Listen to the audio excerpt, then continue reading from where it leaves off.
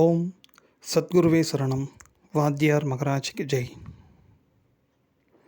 நம்ம கால ரகசிய பதிவேட்டின் மூலமாக குருவர்களால் பதியக்கூடிய விஷயம் ஆத்யந்த மகாபிரபு, அதாவது மாருதி கஜராஜர் அப்படின்ட்டு சொல்லக்கூடிய ஒரு விசேஷமான மூர்த்தி. அதாவது விநாயக பெருமான், ஆஞ்சநேய பெருமான் ரெண்டு பேருமே அர்த்தநாரி போல் காட்சி தரக்கூடிய ஒரு மூர்த்தி தான் இந்த ஆத்யந்த பிரபு அப்படின்னு சொல்லக்கூடிய ஒரு விசேஷமான திருமூர்த்தி.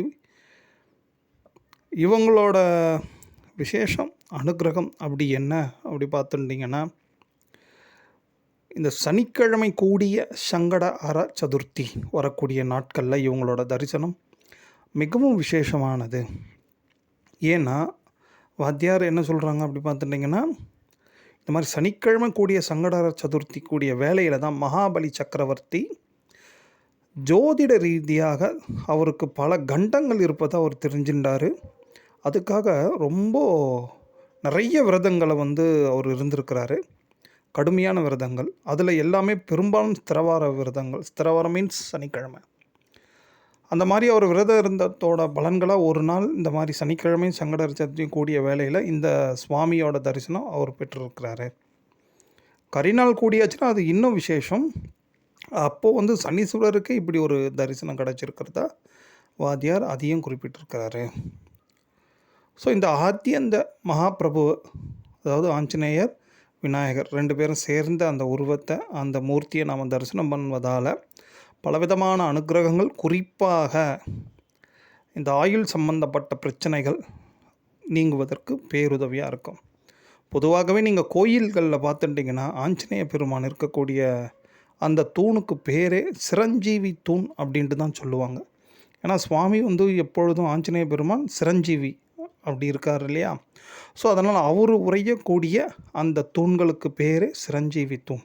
அதனால தான் நிறைய அந்த ஆஞ்சநேயரை இந்த தூண்களில் நம்ம பிரதட்சணம் பண்ணுறதுலாம் நல்ல வகையில் நோய் நிவர்த்தி, நீண்ட ஆயுள் இதுக்கெல்லாம் ஒரு பேருதவியாக இருக்கும்.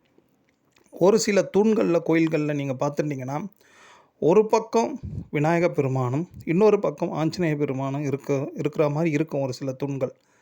அது ஆத்யந்த பிரபாவத் அந்த தூண்களுக்கு அப்படி ஒரு விசேஷமான திருநாமமே உண்டு. அந்த தூண்களையும் இந்த மாதிரி காலங்களில் நம்ம முறையாக வழிபாடு பண்ணி தூண்களில் உள்ள சுவாமிகளுக்கு ஏதேனும் ஒரு சந்தன அரிசி வைக்கிறது, பூ சாத்துவது, ஏதாவது நெய்வேத்தியம் கொடுப்பது, இது மாதிரி பண்ணிவிட்டு பிரதட்சணம் பண்ணி வர்றதும் நமக்கு பலவிதமான சங்கடங்கள் எதை சார்ந்ததுன்னா ஆயுள் சம்பந்தப்பட்ட சங்கடங்கள் நீங்குவதற்கு பேருதவியாக நிச்சயமாக இருக்கும். அதனால் இந்த ஆத்யந்த மகாபிரபுவை இந்த மாதிரி சனிக்கிழமை கூடிய சங்கட அற சதுர்த்தி வேளையில் நம்ம தரிசனம் பண்ணுவதும் அவரை துதி பண்ணுவதும் நமக்கு ஆயுள் பலம் கூடும் ஒரு விஷயம். இந்த ஆத்யந்த மகாபிரபு யார் அப்படி பார்த்தாச்சுன்னா, இவர் லெமுரியா கண்டத்தில் வழிபாடு செய்யப்பட்ட ஒரு விசேஷமான மூர்த்தி அப்படின்ற ஒரு விஷயத்தையும் வாத்தியார் நமக்கு அருளி செய்கிறார். எப்படி பார்த்துட்டிங்கன்னா, அங்கே அந்த லெமுரியா கண்டன்றது கடலுக்குள்ளே போயிடுத்து, அங்கே சில புதைப்பொருள் ஆராய்ச்சி இந்த மாதிரிலாம் பண்ணுறச்சே விநாயக பெருமானுக்கு மாருதிராஜர், அதாவது ஆஞ்சநேய பெருமான் மாதிரி பெரிய வாளோட இருக்கிற மாதிரி சில படிவங்கள்லாம் இது பண்ணி பார்த்துருக்காங்க அப்படின்ற ஒரு வரலாறு சான்றுகளும் உண்டு அப்படின்றதும் வாத்தியார் இங்கே குறிப்பிட்டிருக்கிறாரு.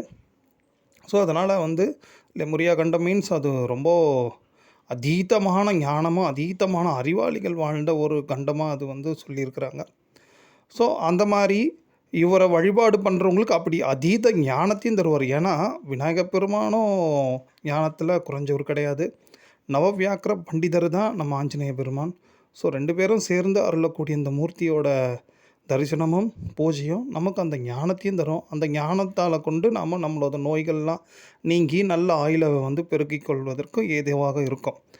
அது மட்டும் இல்லாமல் பொதுவாகவே இந்த சனிக்கிழமை கேட்டை சங்கடர சதுர்த்தி வரக்கூடிய நாட்கள்லேயும் நாளைக்கு இதெல்லாம் சேர்ந்து இருக்குது.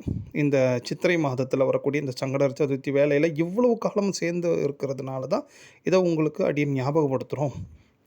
அதில் நீங்கள் பார்த்துட்டிங்கன்னா அந்த கேட்டையும் சங்கடர சதுர்த்தியும் வரச்சே கேட்டை நட்சத்திர தேவியானவள் பூசம் தீர்த்தன்ட்டு எங்கெல்லாம் பூசம் தீர்த்தம் மீன்ஸ் என்னென்னா, அது சனீஸ்வரர் விசேஷமாக அனுகிரகம் பண்ணக்கூடிய கோயில்களில் இருக்கக்கூடிய தீர்த்தத்துக்கு பேர் பூச தீர்த்தம். அந்த தீர்த்தத்தில் வந்து நீராடி அங்கே இருக்கக்கூடிய அந்த சுவாமி சனீஸ்வரருக்கு விசேஷமான அவருக்கு உரிய அந்த பூக்கள் எல்லாம், அந்த கருங்கவலை இந்த மாதிரி பூக்கள் எல்லாம் கொண்டு இந்த கேட்டை நட்சத்திர தேவியே வந்து பூஜிக்கிறாளாம் சனீஸ்வர பகவானை. அதனால் சனீஸ்வர பகவானோட அருளும் நாளைக்கு ரொம்ப அதீதமாக இருக்கக்கூடிய வேலையில் சனீஸ்வர பகவான் ஆயுள்காரகன். ஸோ ஒட்டுமொத்தமாக பார்த்தாச்சுன்னா நம்மளோட ஆயுளும் ஆரோக்கியமாக விருத்தி பண்ணுவதற்கு கூடிய ஒரு விசேஷமான காலமாக இது அமையுது. இது எப்பொழுது ஒன்றா வந்தாலும் இந்த மாதிரி காலங்கள்லாம் வரும்போது இந்த மாதிரி மூர்த்தியை நாம் தரிசனம் பண்ணுவதால் நமக்கு இந்த ஜாதகத்தில் உள்ள கண்டங்கள்லாம் ஓரளவுக்கு குருவர்களால் நிவர்த்தி அடையும். ஓம்.